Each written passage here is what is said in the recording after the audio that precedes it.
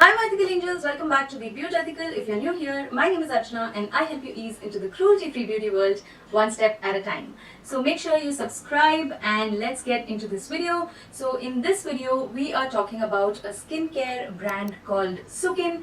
It's available on Nykaa. So I thought we should address the cruelty-free status of Sukin. So is Sukin cruelty-free? The answer to this question is yes, Sukin is cruelty-free. They do sell in China, but they only sell in China online, for which they don't need to do any animal testing.